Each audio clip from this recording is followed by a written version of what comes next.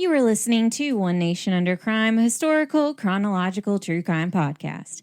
Each week, we go through our nation's history and discuss one case from each year starting in 1800. I'm Kayla. And I'm Leah. And we are diving back into the case this week, where we have been discussing the Book of Mormon and the eventual murders of both Joseph and Hyrum Smith. Double murder. If you are a patron, hi, we just saw you.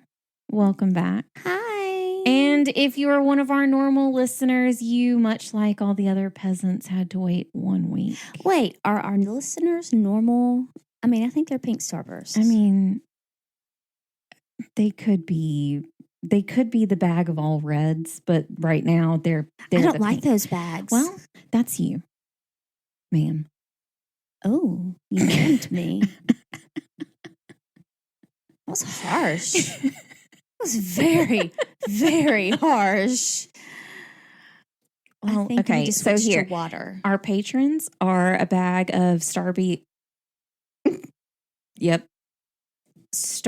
pink jelly beans, and our other listeners, they're just the regular Starburst. It's fine though; they're all good. They're all wonderful in their own way. There you go. They're just not the extra special. You know, They don't have the glitter. We can't all be. Gotcha. We can't. Gotcha. But you could be. You could be. You could be. It's up to you. It's your could. choice. It's up to you. As You can to put your whether glitter you do on. this. So it's your choice to wear glitter or not. At the end of last week's episode, we talked about Joseph Smith going to court for treasure hunting. Interesting reason. So after all of this, Joseph went to stay in a boarding house in Harmony, Pennsylvania, where he met a woman named Emma Hale. Why are you looking at me like that? He fell in love. Oh. I mean, well, for now. When Joseph proposed marriage, He Emma was Twitter-pated. For now. Oh, dear. That doesn't sound good. When Joseph proposed marriage, Emma's father, Isaac, refused because he believed Joseph had no means to support Emma. And he was a treasure hunter. In fact, in a sworn testimony Oh, my. by Isaac wrote that in addition, he had other reasons for not giving consent to Joseph to marry his daughter, one of which was that Joseph's, quote, appearance at this time was that of a careless young man, not very well educated and very saucy and insolent to his father. I mean, I've been described as saucy. Well, Leah, it doesn't mean that you had sauce on your shirt. It means that you were... Look, you need to tone it down, Missy. Ma'am. I'm not a man. Anyways, this would... You are some. I'm aware. Joseph and Emma eloped and married on January 18th of 1827. This would only be the first of Joseph's many wives. He would go on to be a polygamist and marry women who were also married to other men already. And I don't share. Some of those were underage. I'm sorry. After the couple's wedding, they began boarding with Joseph's parents in Manchester. I'll also go ahead and put in here that Emma later on refused to admit that her husband was a polygamist and also refused to believe that her husband had other wives. I mean, look, I'm a giving person, and I may be giving. I'm not sharing. I share a lot of things, but my husband is my husband. My only child. I don't share. Huh? No, you're not really good at that. You put up with me. I'm giving. You tolerate me, and you do share with me because you love me and I make you. But yeah, I mean, I'm giving and I will share, but my husband is my husband and my husband only. Back up off. I'm just saying. Back up off. He is mine. The boy is mine. You need to give it up. Thank you. I've had about enough. Thank you. Thank you. Thank you for understanding. Gotta love Monica and Brandy. Is mine. I mean, you have to love Monica and Brandy. Absolutely. Such a shame we don't have them anymore all the time in our ears, but Correct. It's fine. It's fine. So later that year, when Joseph promised to abandon treasure seeking, Emma's father offered to let the couple live on his property in Harmony and help Joseph get started in business. Joseph made his last visit to Hill Cumorah on September 22nd, 1872.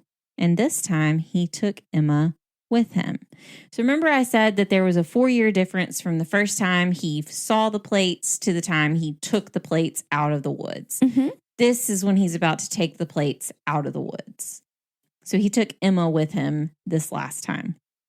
So this time he said he successfully retrieved the plates. He said that the angel commanded him to not show the plates to anyone else, but to translate them and publish their translation. Joseph said the translation was a religious record of Middle Eastern indigenous Americans and were engraved in an unknown language called Reformed Egyptian. He also told others that he was capable of reading and translating them. Although Joseph had left his treasure hunting company, his former associates believed he had double-crossed them and taken the golden plates for himself, which they believed should be joint property. After they ransacked places where they believed the plates could be hidden, Joseph decided to leave Palmyra. Joseph and Emma moved from Palmyra to Oakland, Pennsylvania, with some help from a wealthy neighbor named Martin Harris. Joseph transcribed some of the characters that he said were engraved on the plates and then dictated a translation to Emma. In February of 1828, Harris, who was the wealthy neighbor, arrived to assist Joseph by transcribing his dictation. Harris also took a sample of the characters to a few prominent scholars, including a man named Charles Anthon. Harris said that Anthon initially authenticated the characters and their translation, but then retracted his opinion after learning that Joseph had claimed to have received the plates from an angel. Anthon denied Harris's account of the meeting, claiming instead that he had tried to convince Harris that he was a victim of fraud. You know, I could see it, but who knows? In any event, Harris returned to Harmony in 1828, seemingly convinced, and continued as Joseph's scribe. However, a few months later, Harris began having doubts about the project, mostly just due to his wife's opinions on the project. Wife didn't believe. The neck. Yeah, exactly. And so that's how that went. Harris persuaded Joseph to let him take the existing 116 pages of manuscript to Palmyra to show a few family members, including his wife. Harris lost the manuscript. Was that with quotations? It didn't say. Okay. Joseph, because sometimes things are lost. I'm doing air quotes, guys. True. Joseph was devastated by the loss of the manuscript, but it was also further exacerbated by the loss of his first son, who had died shortly after birth. Oh, that is right sad. At the same time. That is very sad. As punishment for losing the manuscript, Joseph said that the angel returned and took away the plates and revoked Joseph's ability to translate. Joseph briefly attended Methodist meetings with his wife until one of his wife's cousins objected to including a, quote, practicing necromancer on the Methodist class roll. Oh, yuck. I think there could be worse things to be called than a practicing necromancer. Yeah, but ooh, no, ooh. You know my feelings. Ooh, ooh, ooh, ooh, ooh. I mean, come on, though. You know me at this time. They would go, she always wears black to church. Always. Do you think she's a practicing necromancer? Shh. She can hear you. Mm-mm. She's a witch. Witch. She turned me into a newt. I got better. She's a witch. Don't say it too loud. Don't say shh. Shh. I'm sorry. No necromancing. Thank you. Thank you. No. Oh, gosh. Joseph said that the angel returned the plates to him in September of 1828. And the following April, he met Oliver Cowdery. This name will be very important later on. Okay. And he replaced Harris as his scribe. They worked full-time on the manuscript between April and June, and then moved to Fayette, New York, where they continued to work at the home of Cowdery's. It's a very interesting. To be honest with you, the first few times I typed his last name, I thought it was like Crowley, Cowdery. I don't know. It's a very weird last name. I kept typing it as Crowley. It's not. So anyways, yeah, they worked full time on the manuscripts, and then they moved to Fayette, New York, where they continued to work at the home of Cowdery's friend, Peter Whitmer. When the narrative described an institutional church and a requirement for baptism, Joseph and Cowdery baptized each other. Although Joseph had previously refused to show the plates to anyone, he told Martin Harris, Oliver Cowdery, and David Whitmer that they would be allowed to see them. These men are now known collectively as the Three Witnesses, and they signed a statement stating that they had been shown the golden plates by an angel and that the voice of God had confirmed the truth of their translation. Later, a group of 8 witnesses composed of male members of the Whitmer and Smith families issued a statement that they had been shown the golden plates by Joseph. According to Joseph, the angel Moroni took back the plates once he was finished using them. The Book of Mormon was published in Palmyra on March 26, 1830, by printer E.B. Grandin.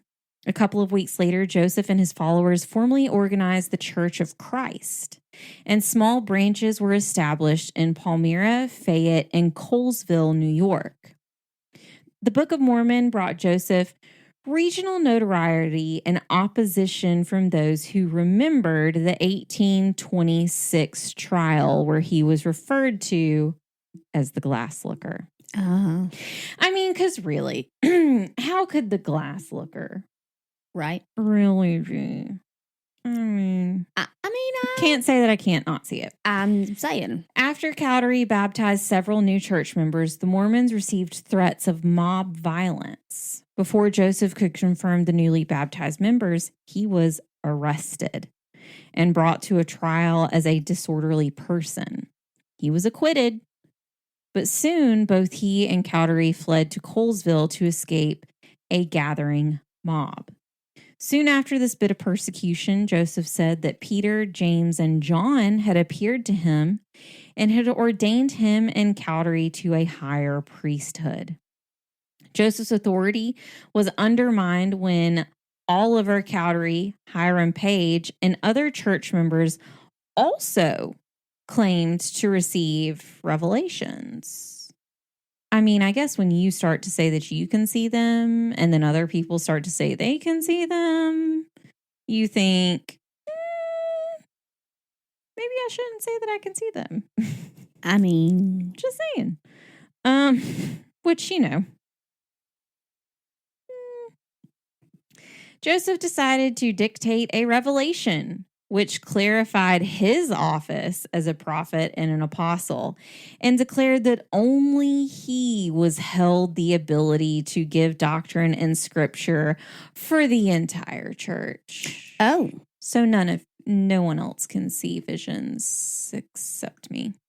So, you know, just in case. Just so y'all know, just in case you trying to. In case anyone was wondering. Yeah. Okay, bye. So weird. Nice. I mean, It's very interesting. Anyways, shortly after the conference, Joseph dispatched Cowdery, Peter Whittimer, and others on a mission to convert Native Americans to Mormonism, because that's going to go really well. Really well. I mean, yeah, I can see it.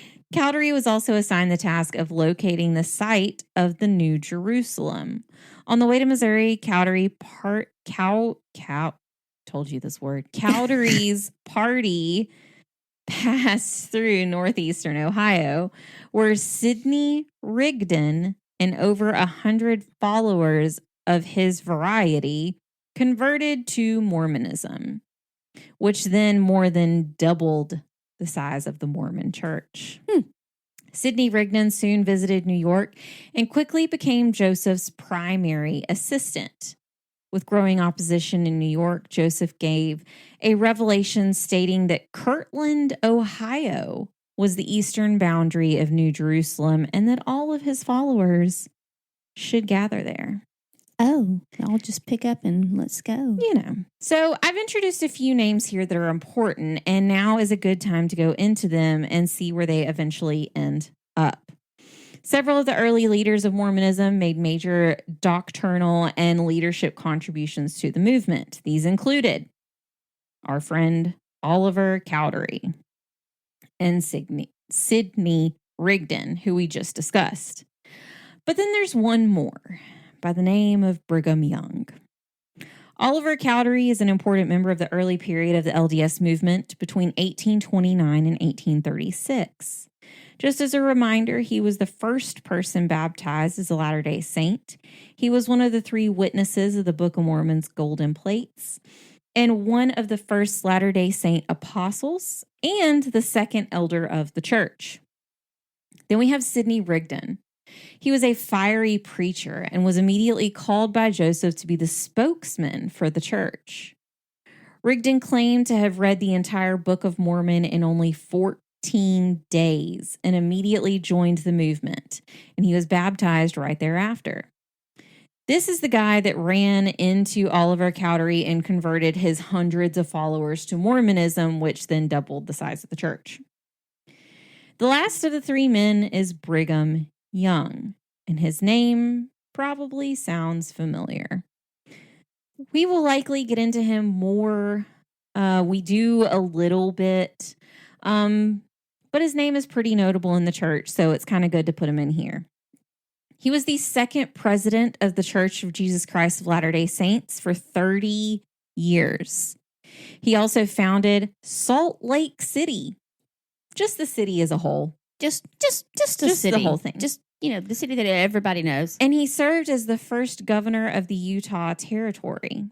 He also worked to establish several colleges in the area, which would later become the University of Utah and Brigham Young University. We know that one. He was a polygamist who had at least 55 wives. Oh my goodness. And 56 children. Okay. How do you keep them straight with the names and all? You don't. Women are only there to be of service to you, Leah. They are not there for you to be of service to them. Do you not understand this? I'm sorry. I'm out on that. No. I'm a pink starburst, people. I do not share. Well, he also put in place a ban prohibiting the LDS faith to preach to Black men. I put seems, period, like, period, a, period, gem. Period. So now we are in Kirtland, Ohio in 1831, where Joseph Smith encountered a pretty large religious culture already in full swing. They were very enthusiastic about their demonstrations of spiritual gifts, as he put it, which included falling into trances, exhibiting fits, rolling on the ground, and speaking in tongues. Joseph thought it was his job to take the Kirtland congregation under his wing and, quote, tame these outbursts. Sidney Rigdon's followers that had just joined had also been practicing communalism. And Joseph took this practice as well and called it the United Order, which was basically communism. Yeah. In a sense. So, I mean, the hippies did that too. there's that. Joseph also promised the church elders that once they arrived in Kirtland, they were going to receive an endowment of heavenly power. And he introduced the greeted authority of high priesthood to the church hierarchy. I just put TBH. All of this is really hard to follow. Yeah. Basically, you should know that Joseph was creeping in on other people's processes that they had in place, promising people high positions in the church, and then creating new rules as he went along. And putting himself in pretty advantageous positions while he did that. It seems to me, as I'm following this. I mean, I'm just calling it like I'm seeing it as it's unfolding. Sure. More and more converts to Mormonism started pouring into Kirtland, and there ended up being 1,500 to 2,000 Mormons in the area. Oliver Cowdery reported that he had found the official site of the New Jerusalem in Jackson County, Missouri. Weird, but okay. After Joseph visited in July of 1831, he agreed, pronouncing the frontier hamlet of Independence the center place of Zion. All right. Sidney Rigdon disapproved, and for most of the 1830s, the church remained divided between Ohio and Missouri. Joseph Smith continued to live in Ohio, but visited Missouri again in early 1832 because he needed to prevent a rebellion of prominent church members who believed the church in Missouri was being neglected. I mean, because Dad's not paying attention to us. So, I mean, got to keep all the kids where's happy. the lie? I mean, Joseph's trip was also hastened by a mob of Ohio residents who were furious over the United Order, which was the communism living, and Smith's political power. The mob beat Joseph and Sidney Rigdon unconscious, tarred and feathered them. Ew. Yeah. That is not cool. Yeah. And then left them for dead. In Jackson County, existing Missouri residents resented the Mormon newcomers for both political and religious reasons. Tensions increased until July of 1833 when non-Mormons forcibly evicted the Mormons and destroyed their property. Joseph advised them to bear the violence patiently until after they were attacked multiple times, after which they would be able to fight back. After armed bands engaged fire, killing one Mormon and two non-Mormons, the old settlers brutally expelled the Mormons from the county. Ugh. Joseph changed the name of the church after his communalism experiment to the Church of Latter-day Saints. He then led a small military expedition called Zion's Camp to aid the Missouri Mormons. The expedition was, in a word, a failure. Just in a word. The Zion's Camp men were outnumbered and they suffered a cholera outbreak. Oh, no. Regardless of the loss, the Zion's Camp transformed Mormon leadership, and many future church leaders came from among the participants. After the camp returned, Joseph drew heavily from its participants to establish 5 governing bodies in the church, all originally of equal authority to check one another. Keep in mind, I said all originally. Yeah, I caught that originally. And I have to say, you probably got leaders from the camp because, I mean, you had to be pretty dedicated. Yeah. I'm just saying. Exactly. Okay. Yeah. I mean, anyways. In late 1837, a series of internal disputes led to the collapse of the Kirtland Mormon community. Joseph was blamed for promoting church-sponsored... This is actually super funny. He was blamed for promoting a church-sponsored bank that failed. Oh. He was also being accused by assistant president of the church Oliver Cowdery, of engaging in a sexual relationship with a teenage servant in his home by the name of Fanny Alger. Why didn't he just marry her? Just wait. I'm sorry. Building the Mormon temple had left the church deeply in debt as well, and Joseph was being hounded by creditors. He heard a large sum of money supposedly hidden in Salem, Massachusetts. So Joseph traveled there, but after a month, he hadn't found anything. So in January of 1837, Joseph and the other leaders created a joint stock company called the Kirtland Safety Society Anti-Banking Company. Anti-banking. Anti. Okay. The company issued banknotes backed by real estate. Joseph encouraged the Latter-day Saints to buy the notes, and he invested heavily in them himself. But the bank failed. And everybody lost everything. Within a month. That's not good. As a result, the Latter-day Saints in Kirtland suffered intense pressure from debt collectors and severe price volatility. Joseph was held responsible for the failure, and there were widespread defections from the church, including many of Joseph's closest advisors. A warrant was issued for Joseph Smith's arrest on a charge of banking fraud. Yeah. Joseph and Sidney Rigdon fled Kirtland for Missouri in January of 1838.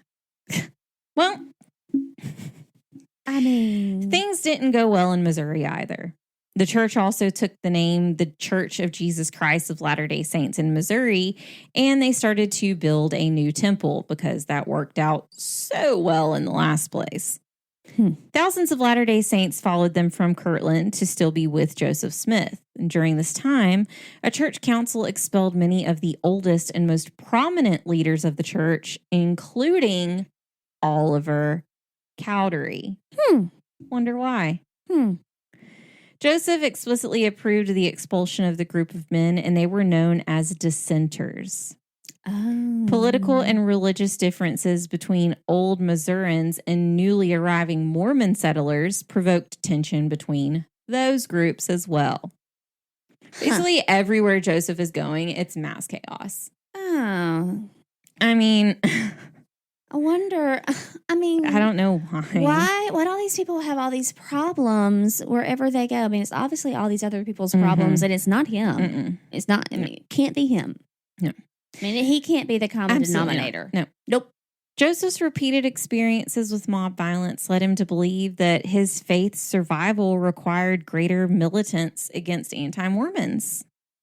Around June of 1838, recent convert Samson Avard formed a convert organization called the Danites to intimidate Mormon dissenters and oppose anti-Mormon militia units. Though it's unclear how much Joseph knew of the Danites' activities, he clearly approved of those that he did know. After Sidney Rigdon delivered a sermon that implied dissenters had no place in the Mormon community, the Danites forcibly expelled those dissenters from the county. In a speech given at the town's 4th of July celebration, Sidney Rigdon declared that Mormons would no longer tolerate persecution by the Missourians and spoke of a, quote, war of extermination if Mormons were attacked. Joseph implicitly endorsed this speech, and many non-Mormons understood it to be a threat. You think? They unleashed a flood of anti-Mormon rhetoric in newspapers. On August 6th of 1838, non-Mormons in Gatland tried to prevent Mormons from voting, and the Election Day scuffles began the 1838 Mormon War. Election Day scuffles. Non-Mormon vigilantes raided and burned Mormon farms, while Danites and other Mormons pillaged non-Mormon towns. In the Battle of Crooked River, a group of Mormons attacked the Missouri State Militia, mistakenly believing them to be anti-Mormon vigilantes. Governor Lillenbergs then ordered that the Mormons be exterminated or driven from the state, which was the premise of the Mormon extermination order that we discussed before. Nice. On October Wow. 30th, a party of Missourians surprised and killed 17 Mormons in the Hans Mill Massacre. The following day, the Latter-day Saints surrendered to a 2,500 army of state troops and agreed to forfeit their property to leave the state. Wow. Joseph was immediately brought before a military court and accused of treason. He was then sentenced to be executed the next morning. Alexander Donovan, who was Joseph's former attorney and a brigadier general in the Missouri militia, refused to carry out the order. Joseph was then sent to a state court for a preliminary hearing where several of his former allies testified against him. That's going to hurt. Yeah. I mean, really, I mean, that sucks. Yeah. I mean, I hate it. Joseph and the 5 others, including Sidney Rigdon, were charged with, quote, overt acts of treason and transferred to the jail at Liberty, Missouri to await trial. Joseph's months in prison with an ill, I love how they put this in there, an ill and whining Sidney Rigdon strained their relationship tremendously. Meanwhile, Brigham Young, the president of the Quorum and 12 Apostles, rose to prominence when he organized the move of about 14,000 Mormon refugees to Illinois and eastern Iowa. Wow. Joseph took his imprisonment and understood that he was effectively on trial before his own people, many of whom considered him a fallen prophet. He wrote a personal defense and an apology for the activities of the Danites. He wrote, quote, "The keys of the kingdom have not been taken away from us." Though he directed his followers to collect and publish their stories of persecution, he also urged them to moderate their antagonism towards non-Mormons. On April 6 of 1839, after a grand jury hearing in Davis County, Joseph and his companions escaped custody. Many American newspapers criticized Missouri for the Hans Mill Massacre and the state's expulsion of the Latter-day Saints. Illinois accepted Mormon refugees who gathered along the banks of the Mississippi River, where Joseph purchased high-priced, swampy woodlands in the hamlet of Commerce, Illinois.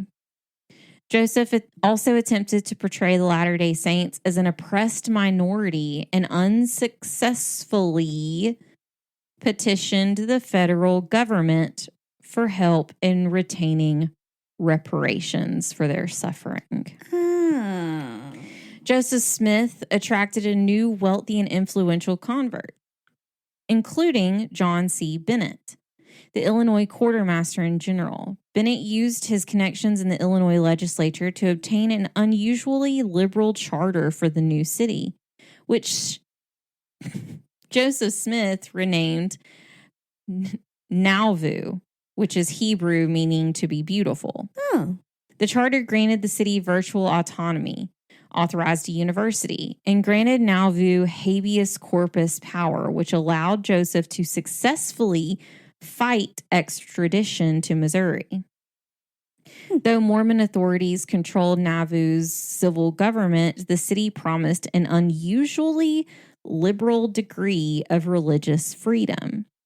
The charter also authorized the Nauvoo Legion, an autonomous militia whose actions were limited only by the state and federal constitutions. In 1841, Joseph began revealing the doctrine of plural marriage to a few of his closest male associates, including John C. Bennett. Plural marriage.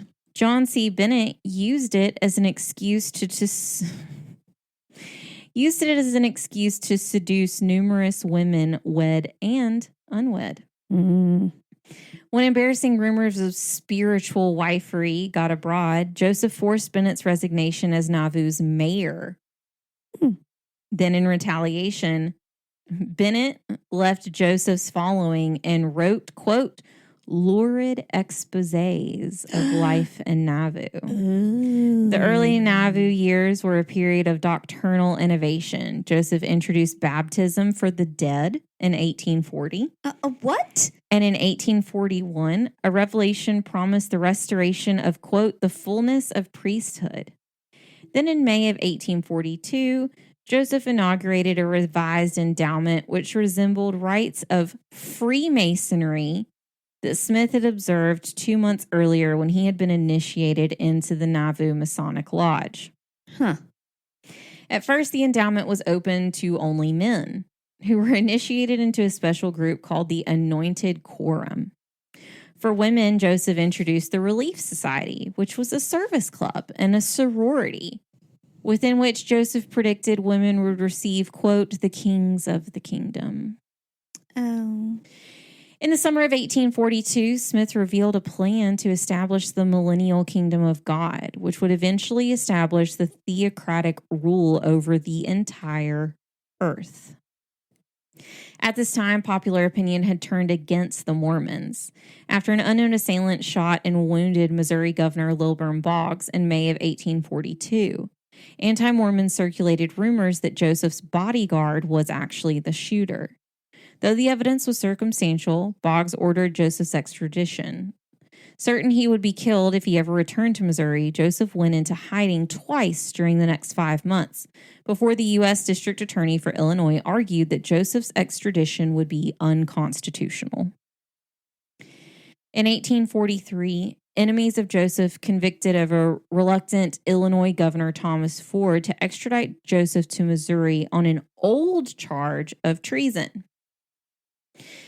2 law officers arrested Joseph, but were intercepted by a party of Mormons before they could reach Missouri. Joseph was then released on a writ of habeas corpus under the Nauvoo Municipal Court. While this ended the Missourians' attempts at an extradition, it caused significant political fallout in Illinois. In December of 1843, Joseph's significant political fallout in Illinois led to Joseph's petition to Congress to make Nauvoo an independent territory with the right to call out federal troops in its defense. Basically, kind of like what Texas tried to do when they tried to make themselves independent. So basically, this one town would just not be a part of the United States. But smack dab in the middle of it. Exactly. Okay. Yeah. Okay. Yeah. I'm just making sure I was following. Just making sure. He then wrote to... Enjoy all its freedoms. Yeah. He then wrote to the leading presidential candidates and asked them what they would do to protect the Mormons. After receiving non-committal or negative responses, Joseph announced his own independent candidacy for President of the United States. Oh. Joseph organized the secret council of 50.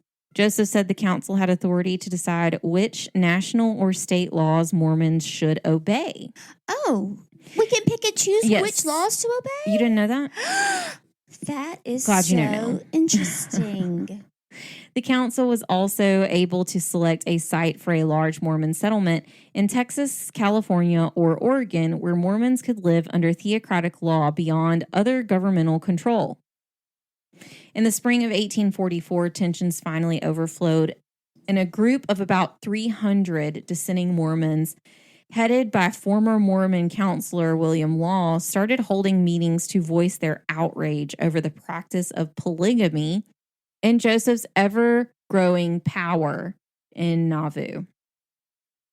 On June 7th, William Law and his 6 associates published what would be the first and only issue of the Nauvoo Expositor, a newspaper created to expose the abominations and whoredoms of Joseph and other high church officials. I mean, publication of the Nauvoo Expositor prompted an emergency meeting of the Nauvoo City Council to consider what, if any, action should be taken against what most city council members considered to be libelous and incendiary words.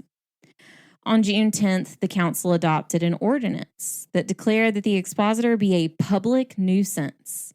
Immediately following the council's action, Nauvoo Mayor Joseph Smith issued an order authorizing the destruction of the paper's publications, press equipment, and type. Quote, "You are hereby commanded to destroy the printing press from whence issues of the Nauvoo Expositor and to pie the type said printing establishment in the street and burn all the expositors and libelous handbills found within said establishment." Wait a second. What's that? The Second Amendment? Mm-hmm. What is mm-hmm. in that? freedom. I'm talking about first. Oh, First Amendment? Mm-hmm. Is that, yes. Is that, mm-hmm. It was still a thing at this time, yes. Still is now, by the way. Okay. I just wanted to make sure that you are correct. That yes. I was mm-hmm. okay. I knew it was one of those amendments. It's one of those. It's in there. I just wanted to make sure. It's there. Okay. At about 8 o'clock that evening, Joseph's order was carried out. The destruction of the Nauvoo expositor whipped anti-Mormon feelings in Hancock County into a frenzy. In Carthage, citizens met and adopted a resolution expressing outrage with Joseph's order and with the decision of the Nauvoo Municipal Court dismissing an arrest warrant for Joseph on the charge of inciting a riot that had been issued by the day before a Hancock County judge. The resolution went after, quote, the wicked and abominable Mormon leaders who were behind the destruction of the paper and warranted, quote, a war of extermination. In response to the resolution issuing from Carthage, Joseph wrote to Governor Thomas Ford, which I'm sure went well, inviting him to come to Nauvoo to help resolve the growing controversy and meet with Nauvoo Legion, instructing them to resist if a mob of anti-Mormons attacked the town. 4 days after giving a final speech to the Nauvoo Legion, in which Joseph declared, quote, I am willing to sacrifice my life for your preservation. He and his brother Hyrum and a small band of followers crossed the Mississippi River into Iowa, and their first stop on a planned journey that would take them safely to the Rocky Mountains. The next day, however, Joseph aborted his journey and returned to Nauvoo after becoming convinced that his surrender was the only hope for preventing an anti-Mormon mob. According to the account of William Richards, Joseph said to his companions, quote, I am going like a lamb to slaughter, but as I am calm as a summoner's mourning. I have a conscience void of an offense towards God and toward all men. If they take my life, I shall die an innocent man. On June 25th, after a meeting with Governor Ford in Carthage, Joseph and Hyrum agreed to voluntarily submit to arrest on the charge of inciting a riot at the building house on the Nauvoo expositor. Later in the day, a second charge of treason was added, and the justice of the peace ordered Joseph and Hyrum Smith to be held without bail until a hearing that was going to be scheduled for June 29th. But on the afternoon of June 27th, Joseph's fears were realized. One of his Mormon cellmates, John Taylor, provided an eyewitness account. Quote, dun, dun, dun. I was sitting at one of the front windows of the jail when I saw a number of men with painted faces coming around the corner to the jail and aiming towards the stairs. The other brethren had seen the name, for as I went to the door, I found Brother Hyrum Smith and Dr. Richards already leaning against it. They both pressed against the door with their shoulders to prevent being opened, as the lock and latch were comparatively useless. While in this position, the mob who had come upstairs and tried to open the door probably thought it was locked and fired a ball through the keyhole. At this, Dr. Richards and Brother Hyrum leaped back from the door with their faces towards it. Almost instantly, another ball passed through the panel of the door and struck Brother Hyrum on the left side of the nose, Ow. entering his face and head. At the same instant, another ball from the outside entered his back, passing through his body and striking his watch. Immediately, when the ball struck him, he fell flat on his back, crying as he fell, I am a dead man. He never moved afterwards. Oh. Brother Joseph, as he drew nigh to Hyrum and leaning over him, exclaiming, Oh, my poor dear brother Hyrum. He, however, instantly arose and with a firm, quick step and a determined expression of countenance approached the door and pulling the 6-shooter left by Brother Wheelock from his pocket, opened the door slightly and snapped the pistol 6 consecutive times. Only 3 of the barrels, however, were discharged. I afterwards understood that 2 or 3 were wounded by these discharges, 2 of whom I am informed died. The firing of the Brother Joseph made our assailants pause for a moment. Very soon, however, they pushed the door some distance open and protruded and discharged their guns into the room. when I parried them off with my stick, giving another direction to the balls. It certainly was a terrible scene. Streams of fire as thick as my arm passed by me as these men fired, and unarmed as they were, it looked like certain death. I remember feeling as though my time had come, but I did not know when, in any critical position, I was more calm, unruffled, energetic, and acted with more promptness and decision. It certainly was far more from pleasant to be so near to the muzzles of those firearms, who they belched forth with their liquid flames and deadly balls. While I was engaged in parrying the gun, Brother Joseph said, "That's right, Brother Taylor. Parry them off as well as you can." These were the last words I ever heard him speak on earth. The first thing I noticed was a cry that he had leaped out of the window. A cessation of firing followed. The mob rushed downstairs, and Dr. Richards went to the window. The Carthage Grays, the local militia, arrived at the jail just as members of the mob, with their blackened faces, fled the scene. No attempt was made to apprehend any of the fleeing men. In Nauvoo, the streets seemed to mourn, according to one Mormon resident. The town leaders called for calm. On June 1st, the Nauvoo City Council adopted a resolution urging private citizens not to seek private revenge on the assassinations of General Joseph Smith and Hyrum Smith. News of the death of Joseph Smith raced through the country. His close acquaintances, including most of the members of his church, were away on missions at other assignments. Brigham Young rushed home from the east and said that he had heard of the deaths, saying, "It has been a time of mourning. The day that Joseph and Hyrum were brought to the Carthage to Nauvoo, it was judged by many both and out on church that there was more than 5 barrels of tears shed. I cannot bear to think anything about it." Not everyone was saddened by Joseph's death, however. Alexander Campbell, whose congregations had been raided by Mormon missionaries and who had been vilifying Joseph since his New York days, boldly announced in his Millennial Harbinger that the murder was actually an act of God. Quote, "The money digger, the juggler, and the founder of the Golden Bible delusion has been hurried away in the midst of his madness to his final account. He died not as a righteous man dieth. The hand of the Lord was heavy upon him. An outlaw himself, God cut him off by outlaws. It was the outrages of the Mormons that brought upon the head of their leader to the arm of justice. Religion nor religious opinions had nothing to do with it. It was neither more nor less than the assassination of those whose career was an open rebellion against God." 5 men were later tried for Joseph and Hyrum's murders, but they were all acquitted. Joseph and Hyrum Smith were buried in Nauvoo and are interred there at the Smith family cemetery.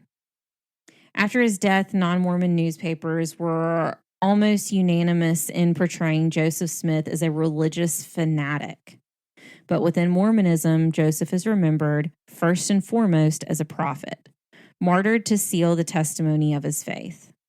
2 years later, Joseph's successor, Brigham Young, led an exodus of persecuted Latter-day Saints from Nauvoo along the western wagon trails in search of religious and political freedom. In July of 1847, the 148 initial pioneers reached Utah's Valley of the Great Salt Lake. Upon viewing the valley, Young declared, "This is the place." And the pioneers began preparations for the tens of thousands of migrants who would follow them to settle there. Among Mormons, Joseph Smith is regarded as a prophet on par with Moses and Elijah.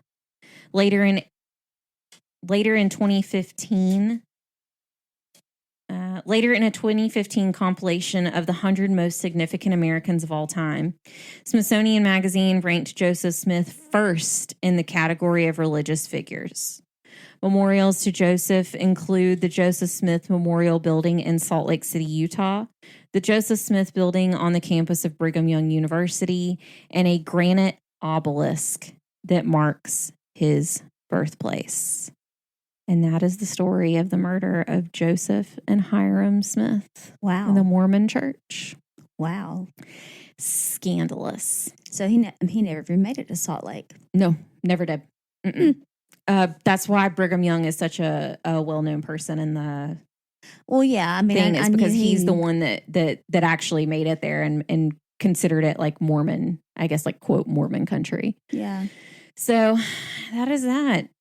We didn't find Salt Lake, but we did find a website. We did. And you can find any and all ONUC information you're looking for there. It is One Nation Under Crime. We are also One Nation Under Crime on Facebook, Instagram, YouTube, and at ONUC Pod on Twitter. Guys, just go and give us a 5-star review. We know that you want to, so go ahead and go do that now.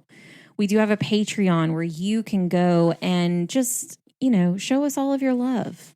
All of your love. Yes. Become a pink Starburst jelly bean. And she now knows about these. My sweet husband went to Sam's with my daddy, and he got a big container of Starburst jelly beans. And he said, I saw these and I thought of you and Kayla. I mean, they're so good. So good.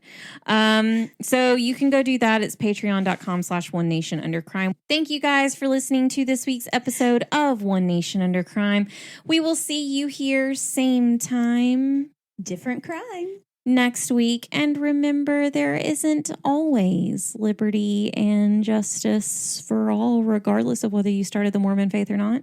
Correct. Goodbye. Bye.